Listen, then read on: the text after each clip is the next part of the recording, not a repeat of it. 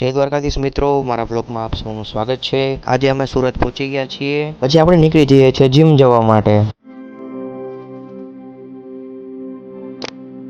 તો આપણે જીમમાં આવી ગયા છીએ, તમે જીમનો માહોલ જોઈ શકો છો।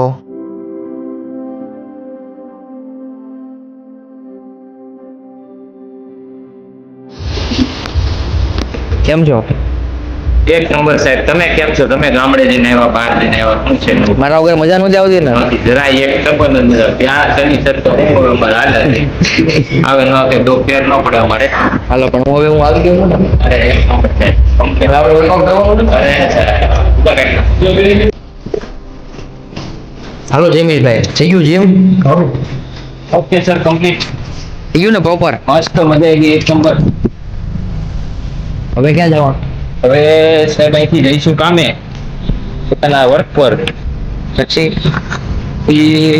પાછા સાંજે ફેમિલી સાથે કાંટો મારવા જશું। તો હવે આપણે ગામડે ક્યારે જવું છે? ગામડે આપણે જવાનું, વરસાદ ફૂલ પડે ને, એક નંબર આમ કાચમાં દેખાય નહીં, કારમાં વાઇપર કામ ન કરે ને ત્યારે જવાનું છે। હાઈવે પર આમ પાણી ભરાઈ જવું જોઈએ, એક નંબર, ત્યારે આપણે જવાનું। જુનાગઢ જવું ને? ગીરમાં સિંહ જોવાના છે, પહાડ ચડવાનો બીચમાં, એક નંબર। શાંત હાલો કમ્પ્લેટ। પછી આપણે આવી ગયા હતા હેર સલૂનમાં, આપણે હેર અને બિયર્ડ સેટ કરવાની હતી, એટલે પછી ફ્રેશ થઈને આપણે નીકળી ગયા માર્કેટમાં।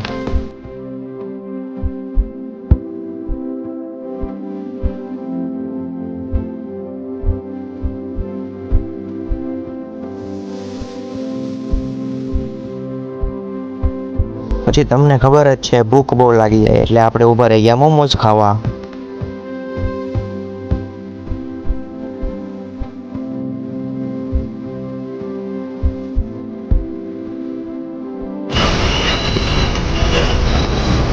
વાહ, ગરમ હે।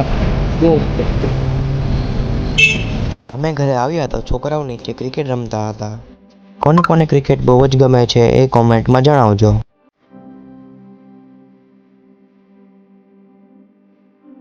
પછી જીલભાઈનો ફોન આવ્યો હતો, અમે નીકળી ગયા એના કેફે પર।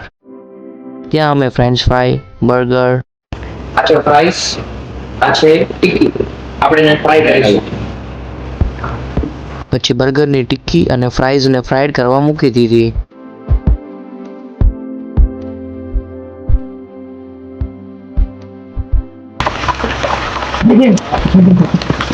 ગાઈસ, તેલના છાંટા પૂરેપૂરા ઉડે છે, પૂરેપૂરા। હેલો ગાઈસ, અમારું બર્ગર બની ગયું છે। દાદાજી, બર્ગર બની ગયું છે, હવે ખાઈ જાવું અમે। ફ્રેન્ચ ફ્રાય, ફ્રેન્ચ ફ્રાય ખાવાની છે, ફ્રેન્ચ ફ્રાય આમ જો।